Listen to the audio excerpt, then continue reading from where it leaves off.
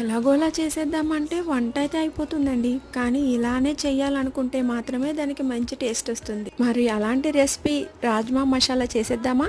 దానికోసం నైట్ అంతా నానబెట్టుకున్న రాజ్మాని కుక్కర్లోకి తీసుకోండి. యాలకులు, లవంగాలు, దాల్చిన చెక్క, ఉప్పు, గ్లాసు నీళ్లు పోసి బాగా ఉడికించుకొని పక్కన పెట్టుకోండి. పాన్లో 1 టీ స్పూన్ నూనె, 1 టీ స్పూన్ బటర్ వేసి 1/2 టీ స్పూన్ దాకా జీలకర్ర, 2 బిర్యానీ ఆకులు కూడా వేసి పచ్చిమిర్చి ముక్కలు, ఉల్లిపాయ ముక్కలు వేసి 1/2 టీ స్పూన్ పసుపు కూడా వేసి ఉల్లిపాయ ముక్కలు గోల్డెన్ బ్రౌన్ కలర్లోకి వచ్చేంత వరకు వేయించుకోండి. ఉల్లిపాయలు వేగిన తర్వాత 1 టేబుల్ స్పూన్ దాకా అల్లం వెల్లుల్లి పేస్ట్ కూడా వేసి పచ్చివాసన పోయేంత వరకు వేయించుకోండి. ఇప్పుడు ఇందులో 2 టమాటాలను మెత్తటి పేస్ట్ లా చేసుకొని అది కూడా వేసి పచ్చివాసన పోయి ఆయిల్ పైకి వచ్చేంత వరకు బాగా వేయించుకోవాలి. గ్రేవీ దగ్గర పడిన తర్వాత ఇందులోనే జీలకర్ర పొడి, కారం, ధనియాల పొడి వేసి బాగా వేయించుకొని మనం ఉడికించి పెట్టుకున్న రాజ్మా కూడా వేసి కాస్త నీళ్లు పోసి 15 నిమిషాల పాటు ఉడికించి కొత్తిమీర చల్లి సర్వ్ చేసేయండి. ఈ రాజ్మా మసాలా చపాతీల్లోకే కాదు రైస్లో కూడా బాగుంటుంది.